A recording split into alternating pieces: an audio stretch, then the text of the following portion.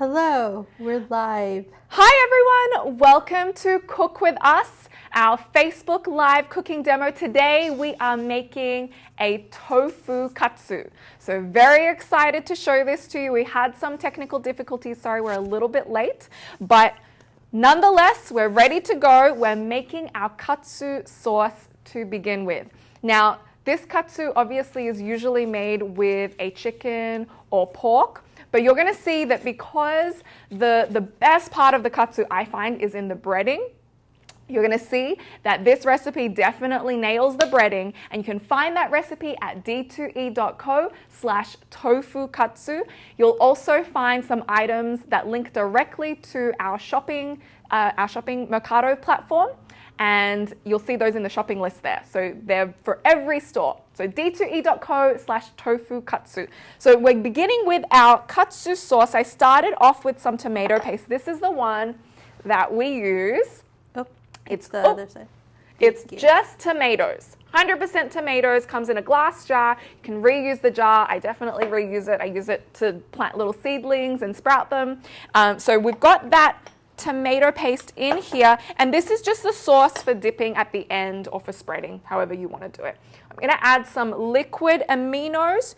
You can also put shoyu, or you can use coconut aminos. This is the brand that I love, the Bragg's liquid aminos. Yep. Much less sodium than regular shoyu, and honestly every recipe I have at least some kind of liquid aminos or coconut aminos. We love our aminos. I mean, we need essential amino acids. So aminos are a great source of those. All right, so I'm just mixing this slightly. You can see our sauce is turning a little bit brown. And now I'm going to add, we couldn't have a recipe without something coconutty, some coconut nectar. Okay, this you can substitute also with just regular sugar, or you can, if you're avoiding sugar, refined sugar, you can use date sugar instead. We have date sugar, we have agave, we have very sticky coconut nectar. We also have honey. We've got lots of alternative sweeteners. This is what the coconut nectar looks like. And this is literally just the sap that comes from the blossoms that you see on coconut palm trees. So it's virtually no processing at all, and it's super sweet, really tasty. Doesn't really taste like coconut. It just kind of has a slightly different flavor to it, but it's excellent as a sweetener. Yeah, I love to use it. It's not as distinctive as like a honey or an agave. Right. So it's actually a lot more neutral than yes, exactly. Absolutely. And so you can see that I'm just mixing it, and now I'm just going to add a little bit of cayenne for a little kick. Your go-to spice. I know, it really is. Cayenne is, super high in vitamin C. It's used to help with people with high blood pressure, high cholesterol. Many doctors actually use it for that purpose. So it's a great little spice, and we're just mixing it through there, and that is our katsu sauce. Super easy. It's like a fancy ketchup. Yeah. Like a fancy mix between ketchup and barbecue sauce. But yeah, that's our katsu sauce. Next thing we're going to do, I'm going to pop this over here on the side. Now we are going to start to prepare all of our different, before we do that, I'm going to slice our tofu first. And I want to show you the tofu that I used, because this is my favorite tofu. This is our Wildwood organic, high protein, super firm tofu. And it is super firm. It has 70 grams of protein per package, which is plenty. You can feed your whole family with that. And it comes actually double this size, but I did use some to show you some other examples that I prepared earlier.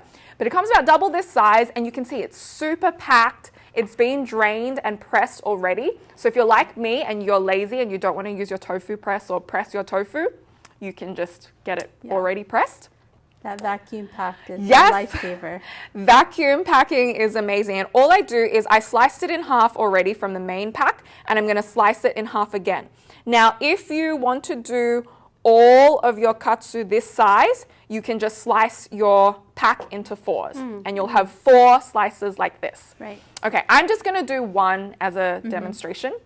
I think most people, when they've had like traditional katsu, it's always in a slab around that size anyway. Exactly. But I showed some variations just in case you want to try something different.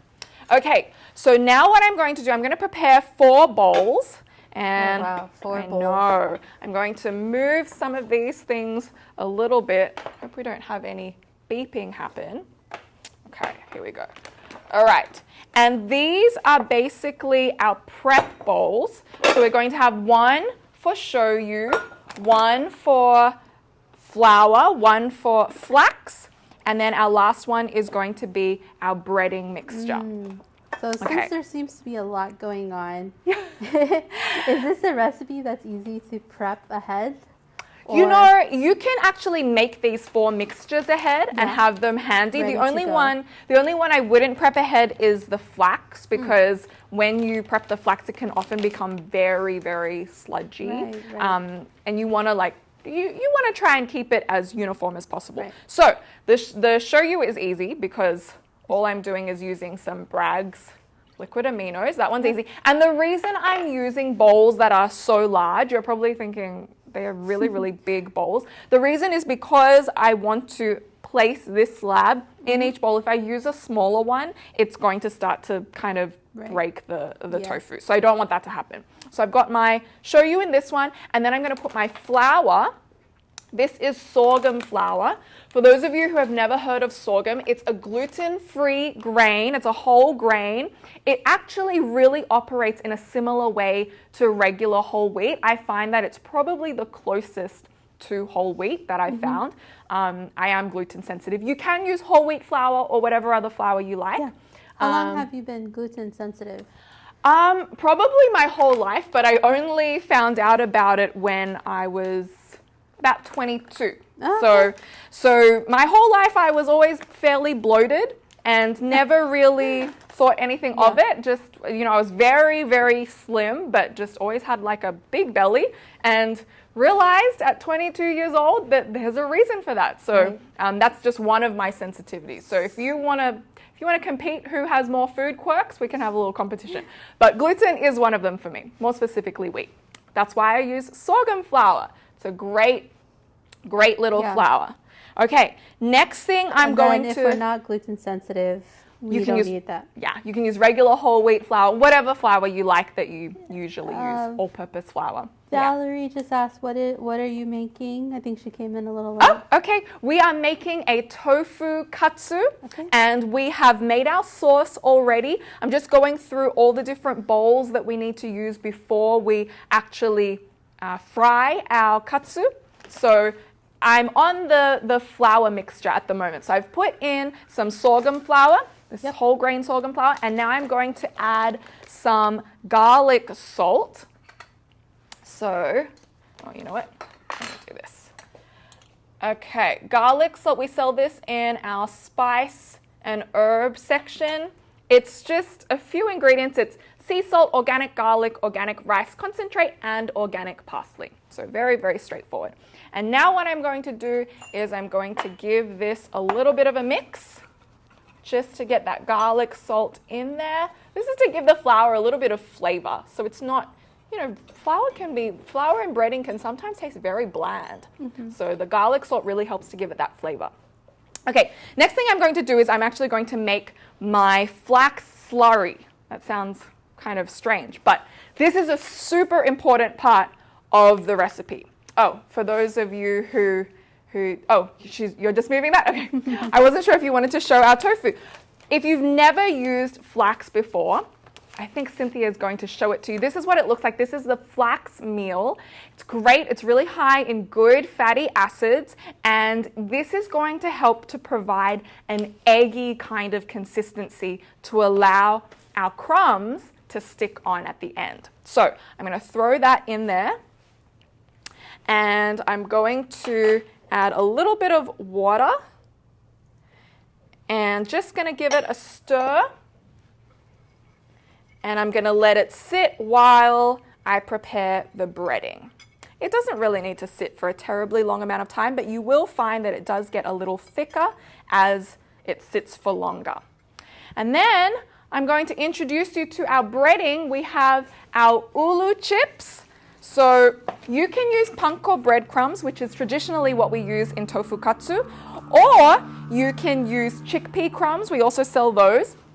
What I'm doing is I'm actually crushing up ulu chips to form. So I'll show you what the ulu chip looks like. It looks like this.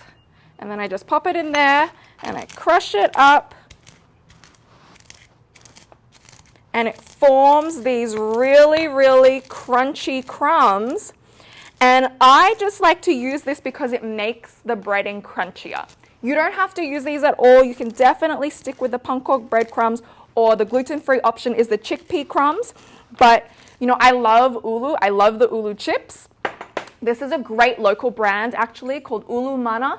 And ulu is an incredible superfood as well. So really, really high in nutrients. And it's local, which is awesome. And they have a lot of different flavors, and you're using the garlic sea salt. Yes, using the garlic sea salt one. They also have a really yummy lime flavor, and they also make, we also have some great ulu dips as well. So there are our breadcrumbs. I'm going to throw those in here. And can we use other kinds of chips? You can use rice chips, corn chips, potato chips, whatever kind of chip you like. This is a versatile recipe, which is great. So whatever chip your heart desires, use that one, or use the breadcrumb. Easy. And then I'm going to actually grab that flax meal back from you and pop just a little bit of flax meal in here just to let it kind of, it's almost like a little filler. We usually don't like fillers, but this is a good filler. This is not a nasty filler. So I'm going to put a little bit in there. I'm not making the full amount of the crumbing because we're only going to do one just for demo. But, okay, I'm just going to give that a little mix. And then what I'm going to do is I'm going to throw some olive oil in here. Now, if you want an oil-free option and you're accustomed to using an air fryer, you can absolutely use an air fryer for this recipe. You would stop before you get to this and you would just put it in the air fryer. But because we are not using an air fryer today, I'm just going to use the traditional oil frying method. So you want enough oil to coat the bottom of your pan. And I'm going to turn that on to medium heat. And while that's heating up, I'm going to bread my tofu. Yeah. Okay. Tofu Katsu. Yes. So the reason I like the shoyu step is because tofu often, well, not often, it doesn't have any flavor. So I really, really appreciate having the shoyu or the aminos first to give it that flavor and then doing the rest of the breading. So I'm just going to pop it in here like now this. What makes tofu so awesome? It really just tastes whatever flavor you want to put on it. It takes on any flavor. It is incredibly versatile. There's nothing it can't do. Right. So I just like make sure that it's well coated. Yep. And then I'm going to put it in my flour mixture. Same thing. I just want to make sure it is well coated. If I need to move my flour around a little bit, that's totally fine. I want to make sure that all parts of it have contact with the flour. You can see that it's starting to get pretty floury. Sometimes I'll sprinkle some and dust the edges as well, just to make sure that all of it is floury. Okay, now we're going to move on to our flax slurry over here. So this is the step that can get very messy because the slurry is, well, it's a slurry. So we're going to, this is where our fingers get extremely messy. So you can have a tea towel nearby, or you can just wipe it on your apron, but you can see sometimes I like to smooth it out a little bit. And then last part, because it to have really a wet hand and a dry hand. Yes, so this is my my dry hand over here. Don't use that. It's very tempting to use both hands, but try not to. Right, now I'm going to pop this into my crumbs. And we don't want your sticky fingers in there. Right, so I've got my dry hand doing the patting down. And you can actually make the crumbs even smaller than this. It's totally up to you. I've seen a recipe, I can't remember where, but they also have used like cereal. Yes, you can use cornflakes, you can use all just kinds want something very crispy. Yeah, because I mean, that is the best part of katsu, the crispiness. Yes. Okay, so now that I've done that, I'm going to give my hands a quick wipe down. Yep. While you zoom in on our katsu there.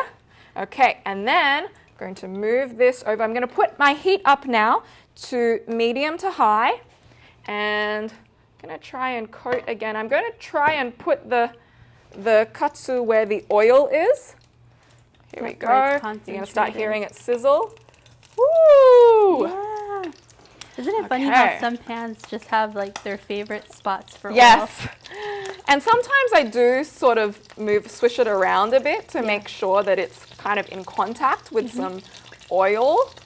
Yep. Again, if you wanted to do an oil-free option, you would stop before you get here and you would just put it in your air fryer and you can actually do oil-free. It's very spattery. Yep. Trying to avoid the oil getting on the camera. While we are watching that sizzle away, also wanted to show you some that I prepared earlier, and these are different variations. So in the recipe, you'll find that I said that you can cut the tofu into your desired size, because you can do little tofu katsu bites like this, or you can do cutlets as well like this. So it's totally up to you. I've just done it in the traditional size. Yeah. But you know, it's very, very spattery. Yeah. I can see how like the small one.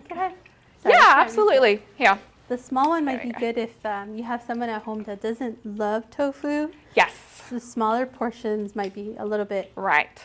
They have more breading, so exactly. You might trick them into eating it. Exactly. And the small ones, you can either do it one by one, which sometimes will take a little bit longer, or you can do it the cheat way, which is what I did, which is why they look kind of not uniformly shaped, where I put all the tofu into each section, and then at the end it comes out really misshapen. Okay, but it's really yummy. Yeah. Okay, now I am going to, it looks like the bottom is probably starting to brown already. We can flip it over and check it. So are we looking for like a golden brown or a golden brown? Okay, the flip. Woo! Very slippery. Okay, here we go. We're going to do a flip here. Oh, there we go. Oh, yes. It's starting to get really nice and golden. Yeah. And that's the good thing about having those chips in there is because everything will get soggy really quickly in that hot oil. Yes, exactly. Okay, I'm going to clear this up a little bit. And as I said, you can use so many different variations. I've actually seen people who use tempeh as well. So you could even do tempeh katsu. Yeah. I mean, katsu is really, I don't know what katsu means, but I have a feeling it's something to do with breading. Something delicious. Yeah. And katsu, you really can use this breading for, you know, whatever you want to cook. Yeah. Tofu is a vegetables, cauliflower. Yeah, do cauliflower katsu. So many different variations. Yeah, it's all about the breading. Exactly. Yeah. Okay, so the next thing is if you want to, you can lay it on a tea towel to get rid of the excess oil, or you can put it on a paper towel, something to get rid of the excess oil. Just for demonstration purposes, I'm just going to show you how we plate it. So I'm going to move it off here. I'm pretty sure it's pretty golden brown already. It all looks very crispy. Okay, I'm going to move it over here real quick. And smooth. Yes, very smooth. A little bit of oil drippage, but that's okay. And I'm going to slice this. It's all about confidence when you cook. Right, exactly. Slice this into the katsu style. So just gonna. Oh, I can hear the crunch. You can't hear it, but I can hear the crunch. There we go. Yes. That's going to taste so good. Nothing like that crunch. Okay, and then I'm going to grab, I have here some brown rice and some lettuce and greens that I prepared earlier. Now you can serve it with pretty much anything. I'm going to now lift my katsu onto my plate that here. looks epic. And Don't of course, our sauce. Our sauce and our curry. Now, this is a curry that I made earlier, and this is actually a recipe that's linked on that recipe. So if you go to d2e.co/tofu katsu, I have put the Japanese style curry stew in that recipe. Oh, that's my recipe. Yeah. It's Cynthia's recipe. There you go. I was like, that looks good. Yes. I wonder why. And then I'm just going to layer that on the side. I mean, Japanese curry, Japanese katsu style, like match made use in a heaven. little bit of sauce. Now, this sauce you can dip with the little bite-sized pieces, or you can put it. Ooh, there we go. A little bit there. Like a little katsu nugget. Yes. Yum. Oh. And there we have it. Wow, Cece. Our tofu katsu served with Cynthia's Japanese style curry stew and a little bit of greens and brown rice. Wow. So wow. If you would like to make this recipe, if you came a little late, the recipe is d2e.co/tofu katsu. Must try this recipe. I'm going to try one of these little nuggets because I want to take a photo of this. Yeah. So I'm going to try this little. There was a lot of dishes, but I mean, come on. It's worth it. So totally worth it. And actually really fast. Like, especially if you're doing the slab. Hardly takes any time at all. What? If you're cooking it, make someone else wash the Right, dishes. exactly. Okay, I'm going to try a little bit with my katsu sauce. Is it crunchy? I mean, the ulu chips, always crispy. I don't know if you can hear. It's crunching in my mouth. If Cece doesn't have anything to say, that means she's loving it. Right. So there's our katsu. Wow. And if you want to cook this, definitely get all the ingredients. So we have our Mercado platform. If you go to downtoearth.org/shop, you can actually shop online and you can get curbside pickup or delivery, downtoearth.org/shop.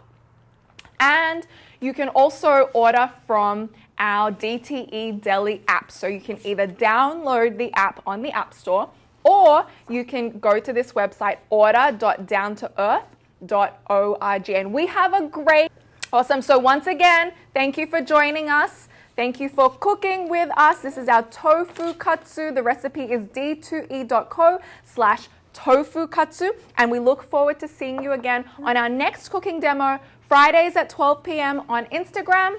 And of course, Tuesdays at 12 p.m. here on Facebook. Thank you so much for cooking with us. Bye, everyone. Oh, can't wait to eat this. Yes. Bye.